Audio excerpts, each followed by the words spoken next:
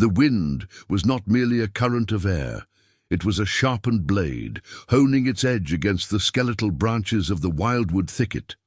It tore through the thin grey wool of Elian's coat, pressing the coarse fabric against his 11th-year frame until the threads felt fused to the icy dampness of his skin. Elian moved with the hunched, internalized efficiency of a creature long accustomed to cold and deprivation. His boots, split across the toe and tied precariously with lengths of salvaged twine, crunched unevenly on the frozen mud of the path. Each footfall was a small, agonizing contract of his muscles, protesting the futility of his task. He had been sent by Mr. Gromit, the overseer of St. Jude's Asylum for wayward boys, on a punitive, impossible errand, to gather fire-starting kindling from the deepest, least accessible section of the woods, far past the meager boundary fence, before nightfall. Nightfall, on this particular late autumn evening, promised not just darkness, but the furious escalation of the storm that had been brewing all afternoon, a brutal mixture of freezing rain and premature snow. The light was failing rapidly. What little illumination remained was a bruised, sickly purple bleeding into the horizon, filtered through layers of dense, bruised cloud. The air itself smelled metallic, sharp with the promise of deep frost, a scent that burned the inside of Elian's nostrils with every shallow breath. He clutched a small, woven basket that was already beginning to collapse under the intermittent weight of the freezing slush. His fingers were stiff, porcelain white at the knuckles, moving with the sluggishness of old machinery. The pain had long since passed the point of sharp needles. It was a dull, heavy throbbing, a systemic numbness creeping up his wrists like a paralyzing tide. He knew he was too far out. The asylum walls, usually a dreary, oppressive certainty on the landscape, were now swallowed entirely by the swirling mist and the obscuring density of the towering ancient pines. He had ventured into the true thicket, the place of shadows and old, cold silence. He leaned against the rough bark of a massive oak, letting out a small, involuntary whimper that was immediately snatched and silenced by the roaring gale. He closed his eyes for a moment, pressing his forehead against the damp, ridged surface of the tree, allowing the cold to momentarily distract him from the deeper interior ache of loneliness. It was in this moment of momentary, desperate rest that he heard it. It was not the sound of the wind. It was not the crashing thunder of a falling branch. It was low, guttural, and fiercely suppressed, a noise that spoke not of threat, but of profound, immediate distress. It was the sound of something large and powerful fighting silently against a final, overwhelming defeat. Elian's chest tightened, a knot of fear mixed with a strange, compelling curiosity. He knew the woods were home to hunters and creatures that should be avoided, yet the sound was so desolate, so utterly stripped of arrogance or aggression, that it resonated with the core of his own persistent vulnerability. He pushed off the oak, his legs shaky, and began to follow the sound. He moved slowly, painstakingly, pulling back thick curtains of thorny underbrush, ignoring the painful scrapes they left on his exposed skin. The sound led him not toward the path, but toward a treacherous, sloping bank where the ground was slick with frozen runoff. The intensity of the storm seemed to amplify here. The wind whistled through a narrow fissure in the rocks, creating an almost mournful, high-pitched scream. Then he saw the stain. It was dark, almost black against the slate-grey ground, and terrifyingly vast. It had been washed thinly by the freezing rain, but the sheer volume suggested an injury of devastating magnitude. And then, beneath the gnarled, exposed roots of a fallen cedar, he saw the source. It was a wolf. Not one of the small, skittish creatures sometimes glimpsed near the refuse piles. but a magnificent specimen of the wild. Its fur, thick and mottled grey-black, was matted with blood and mud. It was huge, dwarfing Elian completely, possessing the unmistakable aura of authority, a powerful, deep-chested creature built for command and speed. But now it was utterly broken. The wolf lay pressed against the cold earth, its massive head resting heavily on the roots, its breath rattling in its chest. Shallow, irregular gasps. One of its hind legs was twisted at an impossible, sickening angle, trapped beneath the weight of a splintered section of the cedar trunk that the storm must have brought down moments before. A deep, jagged wound ripped across its flank, weeping profusely onto the frozen moss. Elian froze, the cold suddenly forgotten. His heart hammered a violent, erratic rhythm against his ribs. Instinct screamed at him to run, to flee this apex predator, even a dying one. A wounded animal, cornered and terrified, was the most dangerous kind. Yet the wolf did not move to threaten him. Its powerful lips were pulled back not in a snarl, but a silent grimace of profound pain, revealing long, white teeth that were clenched together. Its eyes, the color of rich amber, were open, fixed upon Elian with a terrifying clarity. They were intelligent, ancient eyes that held no malice, only a fierce, desperate clinging to life. Elian lowered his basket of kindling, the movement tentative and slow. The few sticks within clattered on the frozen ground. The sound seemed deafening in the roaring silence of their proximity. He took a careful step closer, then another. He could see the shuddering spasms that ran through the wolf's body, the desperate effort to control the pain. "I won't hurt you," Elian whispered, his voice thin and raw, barely audible over the relentless wind. The words were perhaps more for his own dwindling courage than for the dying creature. The wolf watched him, the amber gaze unwavering. It was an assessment, a calculation born of the primal wisdom of the wild. The immediate, overwhelming problem was the cedar trunk pinning the leg. The second was the bitter cold that would steal the animal's remaining heat and life within the hour. Elian had no tools. He had his own fragile body, already teetering on the edge of hypothermia, and a single, fierce, illogical resolve. He could not leave this creature to perish alone, freezing and slowly bleeding out into the storm. It felt like abandoning a desperate fragment of his own existence. He approached the head first, moving with the agonizing slowness he had used when approaching the feral cats near the kitchen bins, an intentional, non-threatening pace. When he was within arm's reach, the wolf's head twitched faintly, and a low, resonant vibration started deep in its chest. A warning, weak but present. Elian stopped, sinking onto his knees in the slush, feeling the immediate invasion of the cold soaking through the thin patches in his trousers. He held out his hand, palm open, empty. "Please," he murmured, his breath forming a brief, fragile plume of mist. "I need to help." He watched the eyes.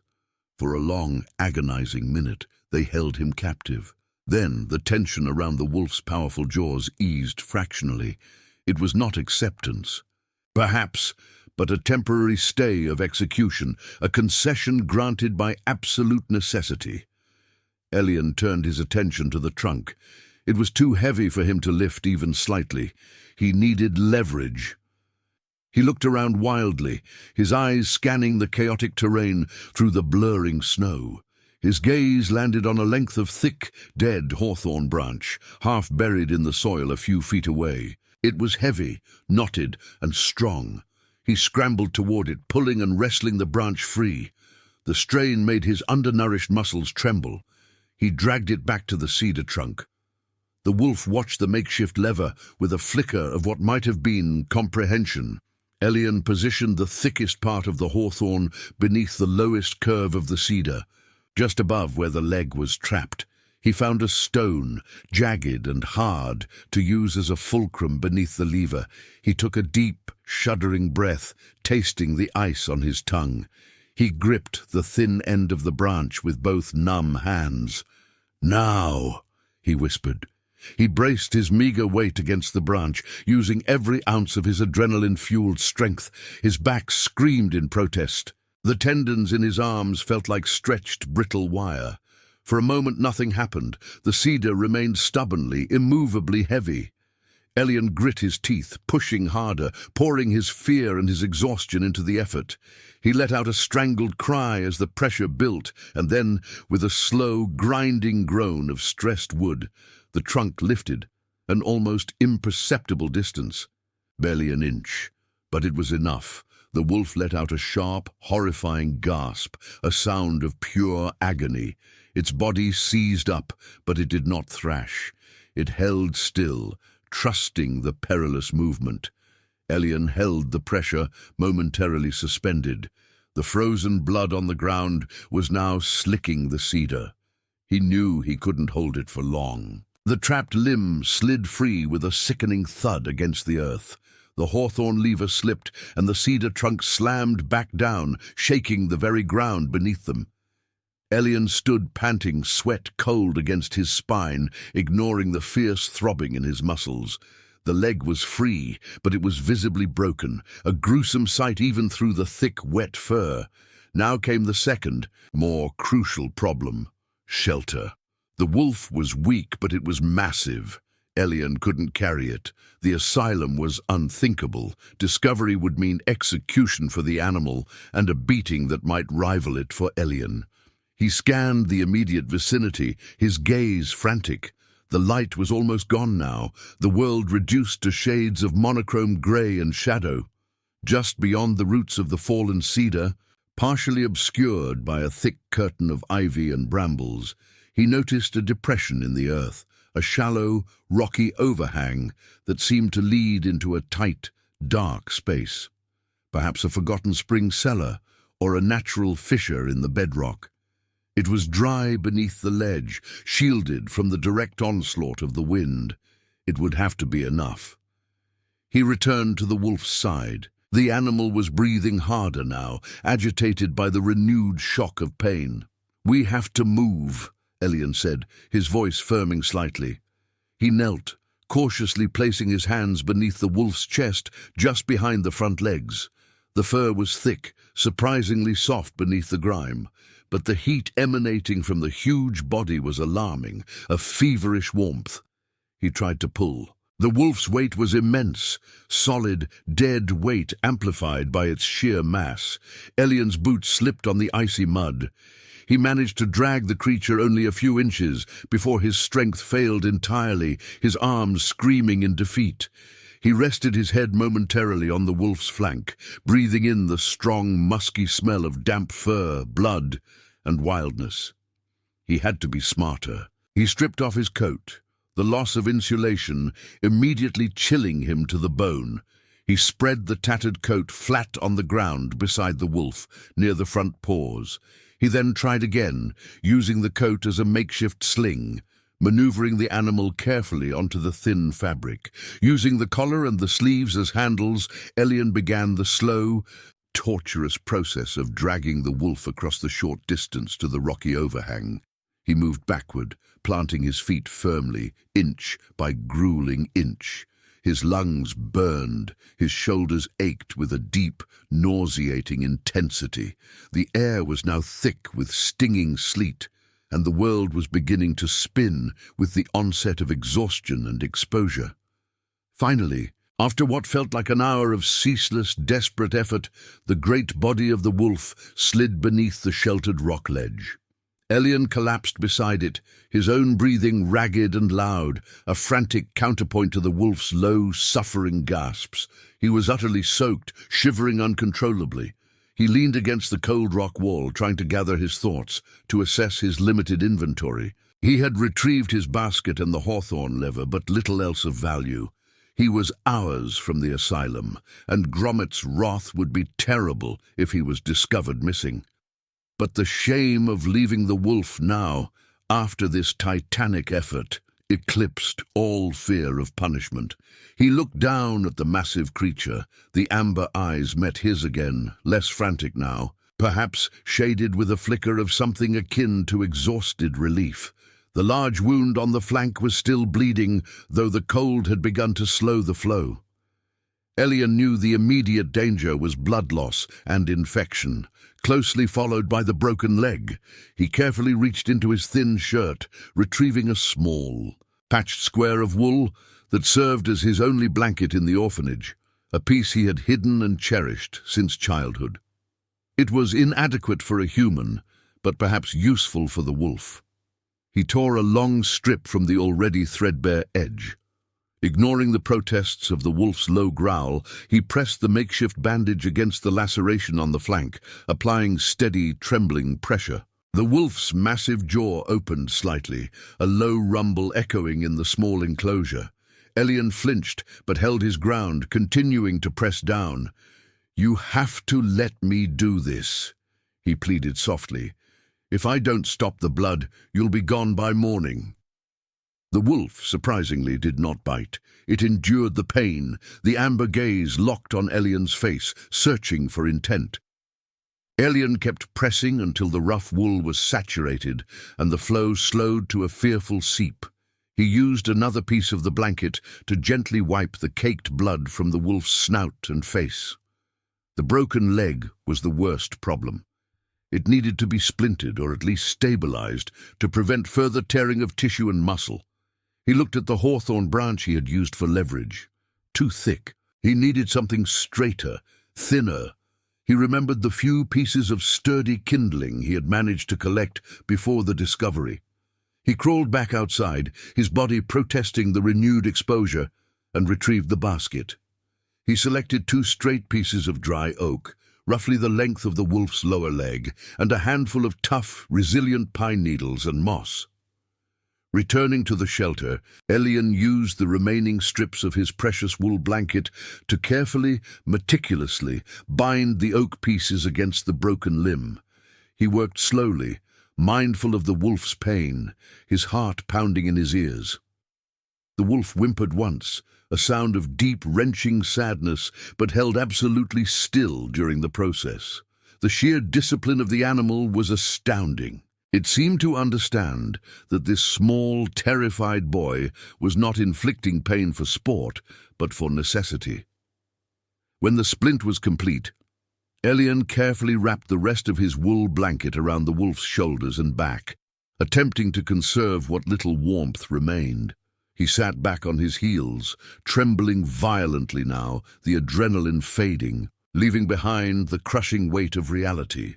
The blizzard was escalating outside. The darkness was absolute, save for the faint, reflective sheen of the falling ice. He was trapped, and he was starving.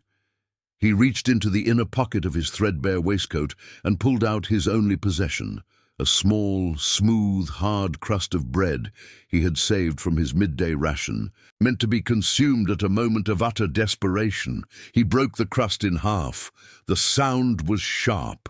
He looked at the wolf, who was now resting its massive head more easily on the mossy ground. Elian slowly raised the bread to his own mouth. He took a tiny, brittle bite, chewing with mechanical slowness.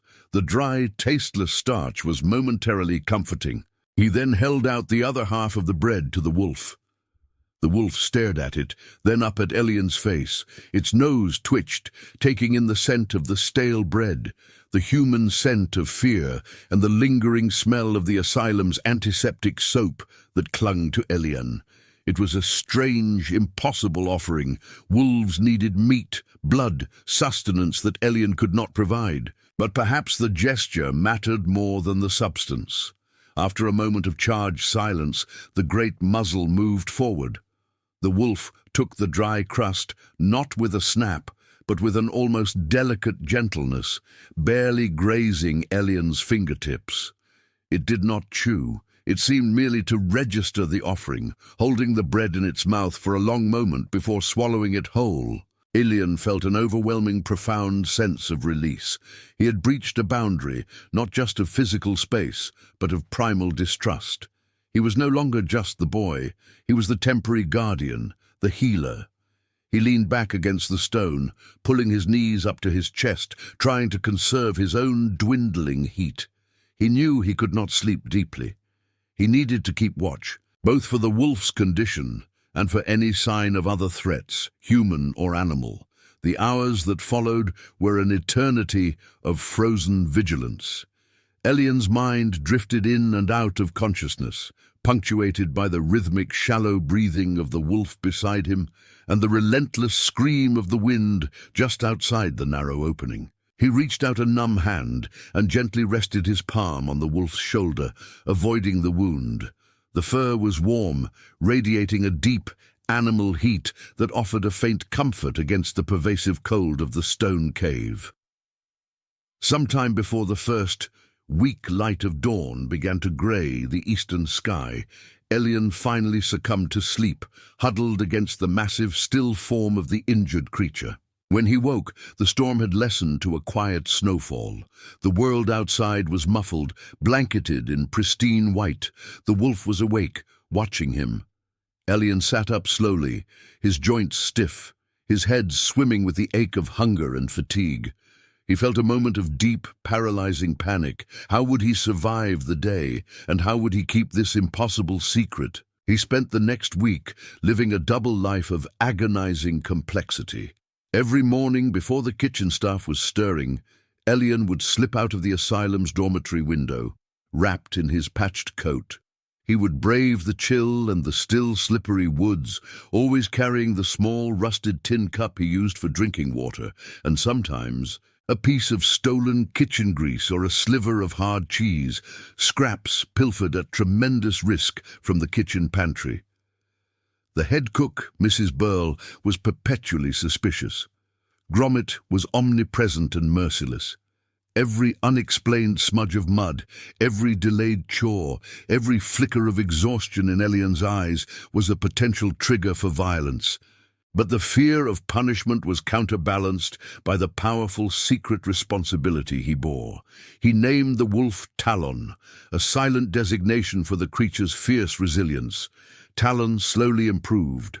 Elian found old, tattered books on botany in the asylum's dusty, unused library and risked terrible discovery by tearing out pages depicting medicinal plants. He learned to identify willow bark for pain reduction and certain types of purifying mosses. He would crush the bark between two stones, mixing the bitter powder with melted snow in his tin cup, gently coaxing Talon to drink. The initial fear between them slowly dissolved, replaced by a silent, profound understanding. When Elian tended the wound, carefully changing the soaked strips of wool and cleaning the laceration with cold snow, Talon would still tense, but he never tried to pull away or retaliate. He would simply endure, watching Elian's face with those knowing amber eyes. The bond manifested in small, significant ways. Talon began to recognize the crunch of Elian's footsteps on the frozen earth before he reached the den. He would greet the boy not with a growl, but with a low, deep sound of acknowledgement, a sound that resonated deep in Elian's chest, filling a vacuum of emotional silence that had existed since his parents' death. Elian would spend hours in the narrow confines of the den, simply sitting beside the great animal.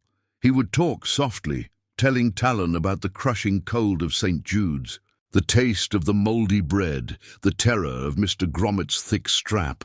He spoke of his parents and the warmth of a life he barely remembered.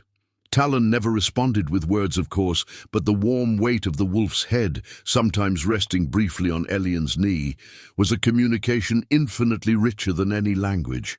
The broken leg, though still visibly crooked, began to heal. The swelling went down. The massive laceration began to knit, forming a thick, raised, rope-like scar across the wolf's flank. After 3 weeks, Talon was testing his weight on the splinted limb.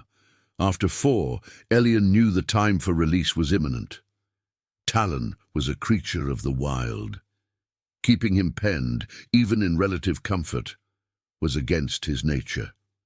The deep, restless energy of the leader was returning.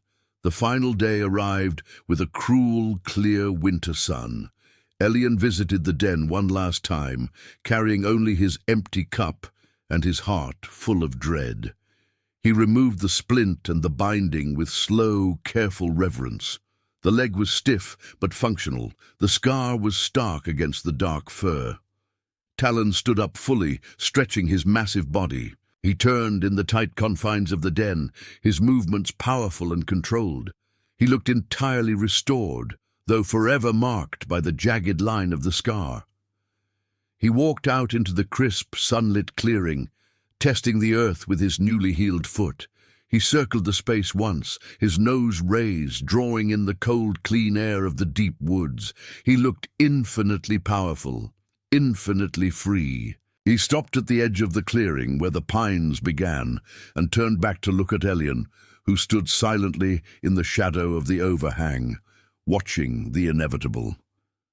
Talon took a single, deliberate step back toward the boy. He lowered his head slightly, and the amber eyes, intense and unforgettable, fixed on Elian's. Then, with a final, silent, profound recognition, the leader of the pack turned and melted into the dense shadows of the Wildwood Thicket. There was no noise, no lingering trace, just the sudden, complete absence of the creature that had filled Elian's life for the past month. Elian stood there until the cold finally forced him to move, the silence of the den now an echoing, terrible emptiness. He had saved a life, but he had lost his only companion. He returned to St. Jude's, the weight of his secret and his loneliness settling heavily back onto his young shoulders. 4 years later. The consequence. The subsequent years passed with a crushing monotony, marked by the deepening of the scars Elian carried, both visible and invisible.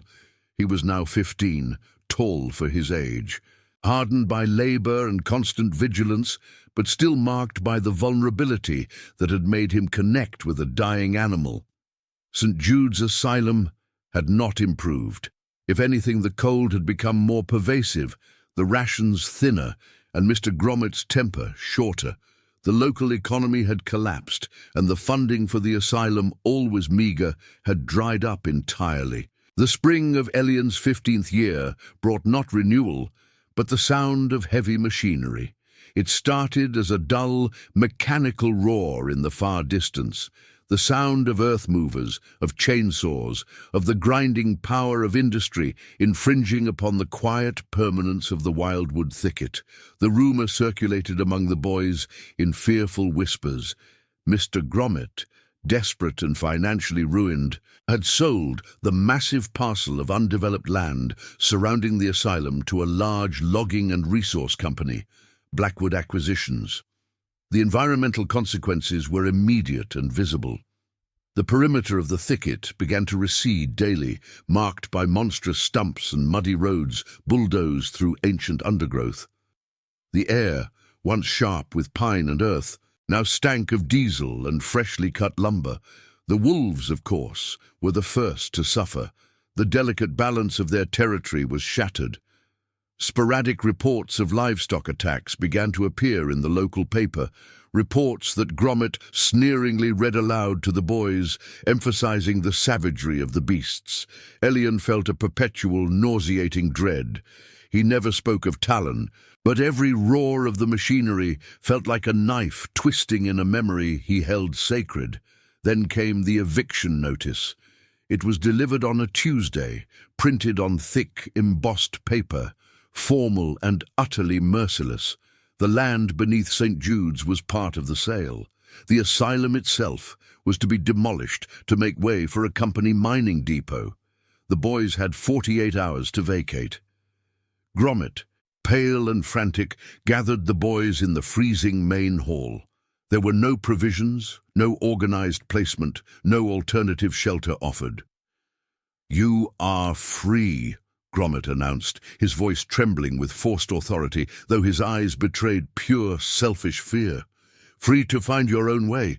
The trains leave south. Walk quickly." It was a death sentence. It was late autumn again, the time of the first killing frosts. The nearest town was 30 miles away, and most of the boys had nothing but the clothes on their back. Chaos erupted. A terrifying, disorganized scramble for the few meager belongings, the few dry blankets, the few pieces of hard bread that remained in the crumbling pantry.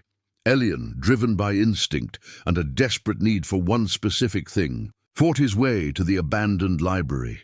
He knew the books were worthless, but in the lowest shelf, hidden beneath the warped floorboards, was his secret cache, a small, dry bundle containing the remnants of his original wool blanket, the one he had torn to save Talon, and the rusted tin cup he had used to give the wolf water. These were not just objects. They were physical connections to a time when he had felt purpose, felt connection. He secured the bundle beneath his coat and slipped out into the gathering twilight. The scene outside the gates was one of utter destitution. Boys clustered together, weeping, arguing, or simply staring numbly at the desolate road that led away from their only known shelter. Elian knew he couldn't join the disorganized march south. He lacked the food and stamina for a long journey, and the larger boys would quickly strip him of his limited supplies. His only hope was the woods, the deep, protected core of the Wildwood Thicket, the territory he knew intimately. Perhaps somewhere in the caves or overhangs, he could find temporary shelter until the worst of the cold passed. He headed west, walking parallel to the perimeter, watching the last feeble traces of light drain from the sky. But as he moved, the weather turned against him with the same sudden violence he remembered from 4 years prior. The temperature plummeted 20 degrees in as many minutes. The air grew thick, heavy, then fractured into millions of blinding needles of ice. A true blizzard, a localized, furious assault of nature descended upon the thicket. The wind howled, a deafening shriek that stole the breath from his lungs. Visibility dropped to mere feet. The road, which had been a clear, muddy track moments ago, was swallowed by swirling white. Elian wrapped his arms tightly around his torso, hunching his shoulders against the assault. He pushed forward, driven by sheer, desperate will, but his movements were slowing exponentially. The cold was no longer just pain. It was a heavy, suffocating weight. His skin prickled, then went numb. His eyelids were freezing together, stuck with crystalline moisture. He had walked for perhaps an hour, fighting a battle he knew he couldn't win. He was lost, disoriented, and rapidly sinking into the dangerous lethargy of hypothermia. The wind mocked his every step, pushing him off balance. He stumbled over a root hidden beneath the sudden accumulation of snow, and this time he did not find the strength to push himself up immediately. He rested his cheek on the freezing snow, breathing in the icy silence. "It doesn't hurt anymore." A treacherous, seductive voice whispered in his mind, "You can stop fighting now." He tried to shake his head, to rally his failing will, but the effort was monumental. He thought of Talon, of the weeks he had fought so hard for that powerful life, only to surrender his own so easily. He closed his eyes, the image of the great wolf, scarred flank and amber eyes, burning vividly in the darkness behind his lids. He lay there, sinking deeper into the snow, the warmth of his life rapidly dissipating into the vast, indifferent cold. He waited for the final heavy quietness. Then, just as the edge of consciousness began to fray, dissolving into a buzzing static, he heard a sound that defied the blizzard. It was not a roar, not the mechanical grind of industry, and not the scream of the wind. It was the specific sound of heavy, deliberate movement, a measured, powerful rhythm of paws sinking into and lifting out of fresh snow. A sound that was too heavy, too multiple, to be a single creature. Elian forced his eyes open, peering through the blinding curtain of white. He saw only shifting shadows, spectral shapes materialized by the relentless snowfall. But the sound was closer now, and there was a new, complex scent cutting through the biting cold, the pungent, clean smell of wild animal, wet fur, and pine. A massive, dark shape materialized directly in front of him, looming over his prone body. Elian managed a small, weak gasp. He was too frozen to feel true fear anymore, only a dull, accepting finality. The shape lowered its head. Elian could see the intense amber of the eyes, unmistakable even in the gloom. And then he saw the detail, the thick, raised, unmistakable rope-like scar running across the animal's massive flank. Talon. The leader did not move to touch him, but stood guard, unmoving against the fury of the storm. Then more shapes began to emerge from the swirling white, not one but 6 more wolves. Large and healthy, their fur thick and impervious to the snow, they were the pack. They surrounded Elian in a tight, cautious semicircle. This was the moment of reckoning. Elian had saved their leader, but he was still a human, an intruder, a source of danger and competition. The wolves began to move, but not toward him. They moved around him, deliberate and precise. One large, charcoal-grey wolf pressed its flank tightly against Elian's left side, absorbing the freezing cold from his small frame. Another, a female, nudged her great heavy head beneath his exposed right arm, lifting him slightly, shielding him from the ground. The 6 wolves closed ranks, forming a living, impenetrable windbreak around the collapsing human boy. The warmth emanating from their dense, powerful bodies was immediate, overwhelming, a profound shock to Elian's frozen flesh. Talon remained directly in front of him, watching the perimeter. The pack had done the unthinkable. They were using their own formidable bodies, their own precious thermal energy, to shield and warm the dying human boy who had once saved their leader. It was a calculated risk, a profound act of shared survival, dictated by an instinctual debt that transcended the natural order. The wolf, pressed against Elian's left side, began to emit a low, rumbling sound, a deep vibration that was neither a growl nor a purr, but a comforting, resonant noise. Slowly, agonizingly, Elian began to feel the return of sensation. The sharp, stinging pain of blood returning to his hands and feet, the violent, uncontrollable shivers returning to his core. The immediate danger of freezing was receding, pushed back by the collective heat of the pack. Talon then turned, nudged Elian's head gently with his massive nose, a familiar gesture from 4 years ago, and took a careful step backward, testing the direction of the wind. He let out a single, low, commanding bark. The wolf that had been sheltering Elian's arm slowly backed away, allowing the boy to sink into the space it had warmed. Talon then began to walk, slowly, deliberately, maintaining a steady, easy pace away from the exposed clearing and deeper into the storm-sheltered portions of the thicket. The rest of the pack fell into formation. 2 wolves walked slightly ahead of Talon, scouting. The remaining 4 settled in a loose, protective diamond shape around Elian. Elian understood the command. He had to walk.